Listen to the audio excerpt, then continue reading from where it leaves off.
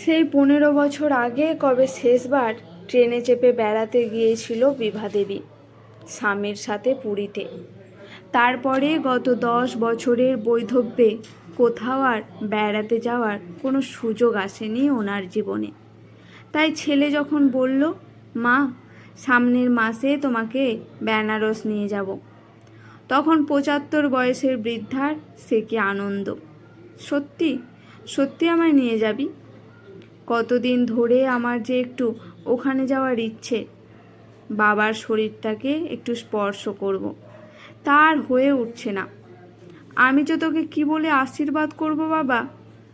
এইভাবে নিজের তৃপ্তি প্রকাশ করে একটু থেমে চারপাশটা দেখে নিয়ে ছেলের কানের কাছে আস্তে করে বললেন, বৌমা বৌমা আবার কিছু বলবে না তো তোকে? না না, তোমার বৌমাই তো বলল তোমাকে একটু ঘুরিয়ে নিয়ে আসতে। ও কেন রাগ করতে যাবে? তবে এখন তুমি কথাটা 5 কান করতে যেও না, আবার যদি কোনো বাধা টাধা চলে আসে। ছেলের এই বারণ আর শোনে কে? কতদিন পরে একটা সুযোগ এসেছে একটু পুণ্যি করার, তা কি কাউকে না জানিয়ে পারা যায়? 1 সপ্তাহের মধ্যেই পাশের বাড়ির গোপালের মাকে বলাও হয়ে গেল। তারপরে তো আছে পেটের মেয়ে সুলেখা, যাকে আবার কিছু না জানিয়ে উনি একদিনও থাকতে পারেন না। অবশ্য মেয়েকে সব খবর জানাতে হয় ভালোবাসার টানে। একমাত্র ওই তো এখন ওনার খোঁজ খবরটা রাখে, ভালো মন্দের কথা ভাবে। আবার সুলেখাকেও মায়ের খোঁজ খবরটা রাখতে হয় সম্পূর্ণ দুশ্চিন্তার কারণে। কারণ দাদা বৌদির কাছে মা যে কতখানি সুখে শান্তিতে থাকে তা একমাত্র ওই জানে। বিভাদেবীর শরীরে বার্ধক্য আসলেও চিন্তা চেতনায় এখনও তো আর কোনো ছাপ পড়েনি। উনি ভালোই বুঝতে পারেন অবহেলা জিনিসটা যে কি বিষম নির্মম বস্তু। মায়ের থেকে তো সুলেখা আগেই জেনেছিল বেনারস থেকে মা কবে নাগাদ ফিরবেন। তাই নির্দিষ্ট দিনেই দাদাকে ফোন করলো সুলেখা মায়ের খবর নিতে। কিন্তু বারংবার ফোন করলেও সেই সময় কিছুতেই পাওয়া যাচ্ছিল না দাদাকে, শুধুই বলছে নট রিচেবল। এর ফলে সুলেখার মধ্যে অস্থিরতাটা যেন ক্রমেই বাড়তে লাগলো। কিছু আবার হলো নাকি? খারাপ চিন্তাটাই তো প্রথমে ভিড় করে মানুষের মনে। সন্ধেবেলায় ও আবার ফোন করলো। হ্যাঁ, এবারে দাদার ফোনটা পেল ঠিকই, তবে খুবই খারাপ একটা খবর। ওই মুহূর্তে সুলেখার মনে হলো মাথায় যেন একটা গোটা আকাশটাই ভেঙে পড়ল। বেনারসে মাকে খুঁজে না পেয়ে দাদা একা একাই বাড়ি ফিরে এসেছে। খবরটা শোনা মাত্রই কান্নার সাথে সাথে ওর হাত পাটাও যেন ঠান্ডা হয়ে যাওয়ার উপক্রম। কিংকর্তব্য বিমূঢ় হয়ে শেষে ফোনটা কেটে দিয়ে মাটিতেই বসে পড়ে এক মনে চিন্তা করতে লাগলো মায়ের কথা। এই বয়সে এসে এটাও ছিল মায়ের কপালে। সেই কথাটাই কেবল ভাবছিল সুলেখা। যাই হোক, একটু ধাতস্থ হওয়ার পর দাদার ভরসায় না থেকে নিজেই থানায় গিয়ে একটি মিসিং ডায়েরিও করে আসলো।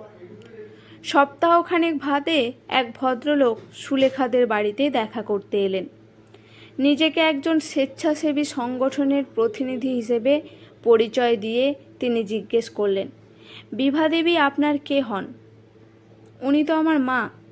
কেন বলুন তো? হ্যাঁ, দিন 10 আগে বেনারস স্টেশন থেকে আমরা ওনার দেখা পাই। তা উনি অসুস্থ ছিলেন বলে এতদিন ওনার ব্যক্তিগত তথ্যাদি সেরকমভাবে আমরা জোগাড় করতে পারিনি। এখন একটু সুস্থ হওয়াতে ওনার থেকে আমরা সব জানার চেষ্টা করি।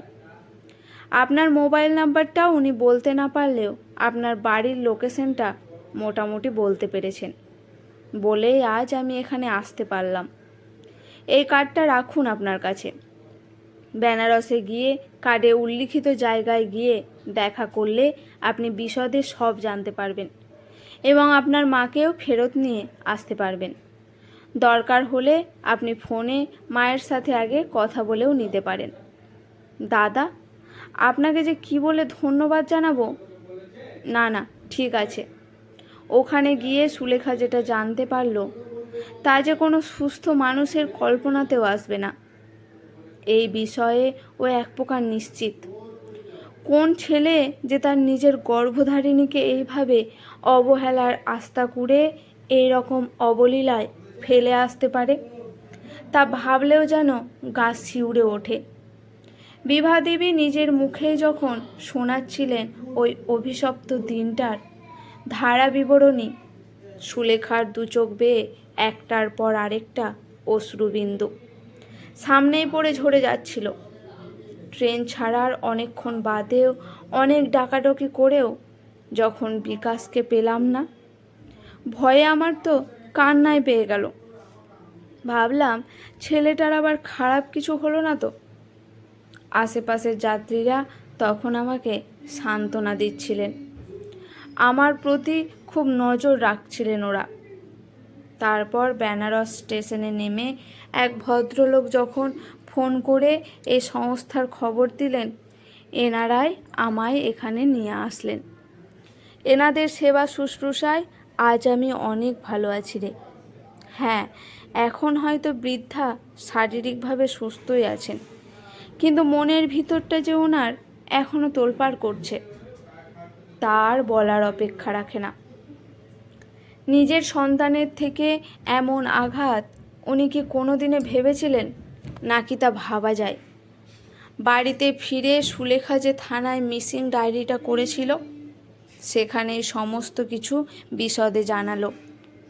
মায়ের বারণ সত্ত্বেও ছেলের শাস্তি হয়তো মা চান না, কিন্তু মানবিকতার ওপর এরকম অমানবিক আঘাত সহ্য করাটাও এক ধরনের অপরাধ। সুলেখা অন্তত সেই অপরাধবোধ থেকে একটু মুক্তিই চেয়েছিল। মা ও ছেলের দুজনের আস্তানায় এখন বদলে গেছে। মায়ের আবাসস্থল হয়েছে মেয়ের বাড়ি, আর ছেলেরটা শ্রীঘর। আজকের গল্পটি এখানেই সমাপ্ত।